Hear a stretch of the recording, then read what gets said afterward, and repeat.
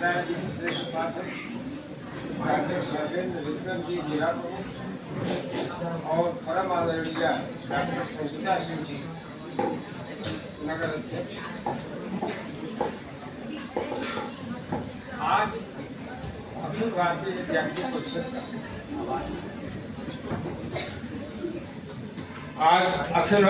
आवाज आ रही है। अखिल भारतीय विद्यार्थी परिषद की ओर से मेधावी, प्रतिभा संपन्न और राष्ट्र के लिए, राष्ट्र का भविष्य बनाने के लिए लगे हुए मेरे विद्यार्थी बंधुओं, आपका अभिनंदन है, स्वागत है।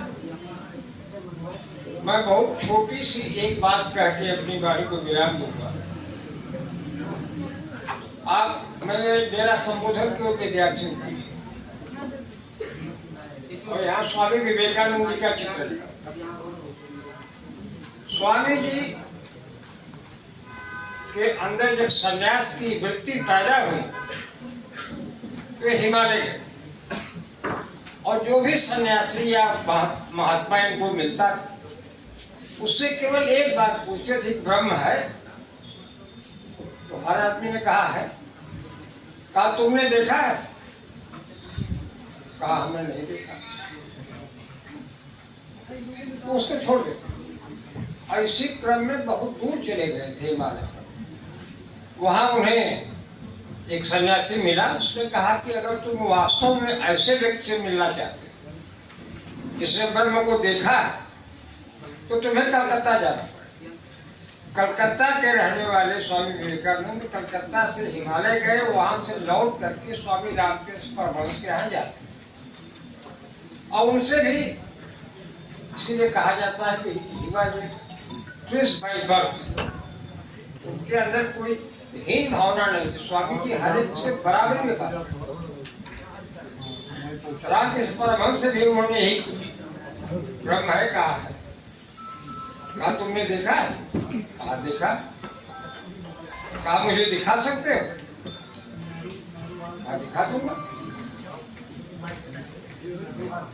पहली बार स्वामी विवेकानंद को लगा कि हाँ, और उनको लेकर चले जाते हैं वृंदावन गार्डन, जो आश्रम है जहाँ, उसमें वृंदावन गार्डन।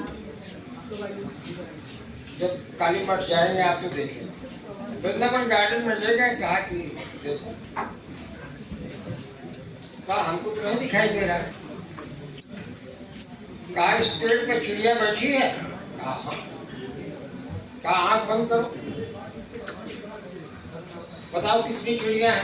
कहा ये बात है, मेरी आंख बंद कराकर चिड़ियों को पूछना चाहते कितनी चिड़िया। रामकृष्ण परमहंस ने कहा, जब मेरी भौतिक आंखों से तुम इस भौतिक संसार को नहीं देख सकते तो ब्रह्म को तुम मेरी अंतःचक्षु से कैसे देखो? तुम्हें अपने अंतःचक्षु खोलना पड़ेगा। यह बात उनकी समझ में भी है। उत्तरकोट के विद्यार्थी थे, और फिर उनका रामकृष्ण परमहंस से सामना आना जाना प्रारंभ हुआ, साधना प्रारंभ हुई। एक समय आया, पूछते थे, कहा कुछ आभास तो होता है लेकिन साक्षात्कार नहीं। नदी में ले गए स्नान कराने। हालांकि स्वामी विवेकानंद उस समय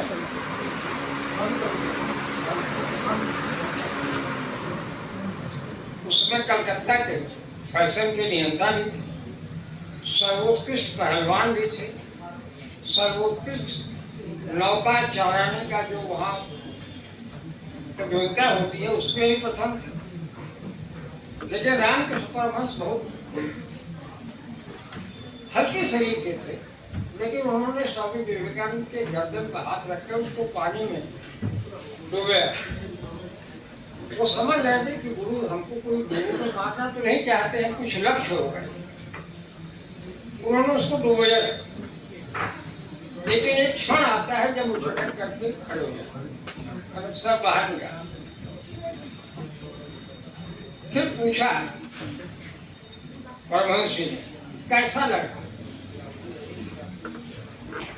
कहा बस ये लग रहा था किसी प्रकार से बाहर आए और जीवन में। वो कहा कि लक्ष्य भी यही होता है। मेरे विद्यार्थी मित्रों, भाइयों बहनों, बहुत बड़ी संख्या में ऐसे लोग होते हैं जिनका जीवन पूरा गुजर जाता है, उनके सामने कोई लक्ष्य नहीं, लक्ष्य का निर्धारण नहीं कर पाते। और विशेष करके विद्यार्थी हैं, उनसे मैं कहना चाहूंगा कि अपने लक्ष्य का निर्धारण करो। और जब एक बार लक्ष्य का निर्धारण कर लोगे, जो परमहंस जी ने पूछा था विवेकानंद से कैसा लग रहा था, कहा बस लग रहा था कि किसी प्रकार प्राण बच गया। कहा जब तुम्हारे लक्ष्य के प्रति तुम्हारी वो साधना हो जाएगी कि लक्ष्य नहीं तो जीवन व्यर्थ है, तो तुम्हारे सामने लक्ष्य स्वयं खड़ा। इसलिए विशेष करके विद्यार्थी बहनों, भाइयों, अपने आप आज उस उम्र के दौर में हैं जब अपना जीवन का लक्ष्य निर्धारित कर सकते, अपनी क्षमताओं का आकलन कर सकते, अपनी क्षमता का आकलन करके, अपने लक्ष्य का निर्धारण करके आप जब भी आगे बढ़ोगे, लक्ष्य आपके समक्ष खड़ा है। और यह सब कार्य करने के लिए अखिल भारतीय विद्यार्थी परिषद को बहुत से लोग कह देते हैं कि ये परम पूज्य गुरु जी के द्वारा स्थापित किया हुआ संगठन माधव सदाशिव गुरुकुल। इसके शुरुआती ध्येय वाक्य भी उन्हीं के रचे हुए। ज्ञानशील एकता। ज्ञान क्या करता है? ज्ञान अक्सर अहंकार पैदा करता है। आपके 50 नंबर आ गए तो आप कहीं न कहीं अहंकार से पीड़ित हो, तुरंत अपने अहंकार को शील से दबाओ। अहंकार ईश्वर का भोजन। अहंकार हमेशा आपके लक्ष्य के लिए बाधक साबित हो। इसलिए इस कार्यक्रम में मैं केवल इतना ही कहना चाहूँगा, मुझे पता भी नहीं था कि मुझे यहाँ बोलना पड़ेगा, तो बैठे बैठे मैंने विषय निकाला विद्यार्थियों के लिए कि आप अपने जीवन में लक्ष्य निर्धारित करिए, लक्ष्य के लिए समर्पित होइए, और उस समर्पण से जब आपका लक्ष्य प्राप्त हो तो उससे कोई अहंकार न पैदा हो। अपने व्यक्तित्व में शीलता धारण करिए, शीतलता धारण करिए, आप में सौजन्य हो समाज के लिए, आप में इस देश के लिए। हम पूरी दुनिया आज एक ट्रांजिशन फेज से गुजर रही, संक्रमण काल से गुजर रही।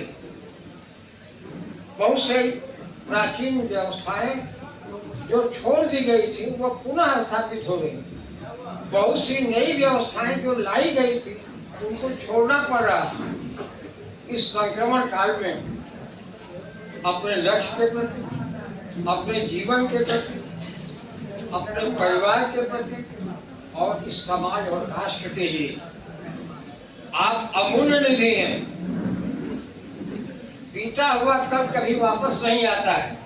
हम सब लोग गुजरे हुए जमाने के कहानी। आपसे मुझे संबोधन करने के लिए मैं आया, संबोधन या आपके कार्यक्रम में आने का मुख्य कारण यही था कि आप वही भारत के भविष्य, भारत का भविष्य वही होगा जो आपका भविष्य हो। और ये आज की बात नहीं है। यूनानी साहित्य को उठा लोगे तो, भारतीय साहित्य को उठा लोगे तो, इतिहास को उठाओगे तो समाज में परिवर्तन क्यों ना है? समाज में परिवर्तन जब आया है जब युवा पीढ़ी, महाभारत में एक से बड़े लोग हैं, भीष्म पितामह हो या द्रोणाचार्य या अर्जुन या कर्ण, हर एक के जीवन पर कहीं न कहीं अगर बढ़ा हुआ आदमी होगा तो एक स्थान पा जाएगा जहाँ को तारीफ लगी। लेकिन पूरी वसुंधरा पर खोल जाने के, ब्रह्मांड में खोल जाएंगे और मनु के चरित्र पर कोई सवाल खड़ा कर सकता है? भक्त प्रहलाद के चरित्र पर कोई सवाल खड़ा हो सकता है? जब भी परिवर्तन हुआ, चाहे वो भगत सिंह के रूप में हुआ हो, चाहे मनु के रूप में हुआ हो, चाहे प्रहलाद के रूप में हुआ, वह परिवर्तन हमेशा युवा विद्यार्थियों के माध्यम से हुआ है। इसीलिए आप लोगों से भी अंतिम बात कहते हुए कि युग खड़ा है प्रश्नवाचक चिन्ह जैसा, युग खड़ा है प्रश्नवाचक चिन्ह जैसा, तुम रहे उत्तर कौन देगा? आप ही उन प्रश्नों के उत्तर हैं। आप ही को आगे आने वाली पीढ़ी को अपना दायित्व समर्पण करना है और उसके लिए अब से जो आपका जीवन है, अभी आप लोग विद्यार्थी जीवन में, तैयारी के जीवन में, और तैयार करके अपने को, अपना जीवन, अपने परिवार का, अपने समाज का, अपने राष्ट्र का और इस राष्ट्र के माध्यम से संपूर्ण विश्व का कल्याण हो, ऐसी भावना के साथ आप पूर्णतया अपने लक्ष्य में समर्पित होकर के आप फले फूले। मैं मेरे रोम रोम से मैं आप सबको आपके लक्ष्य प्राप्ति के लिए आशीर्वाद देते हुए अपनी गाड़ी को विराम देता हूँ।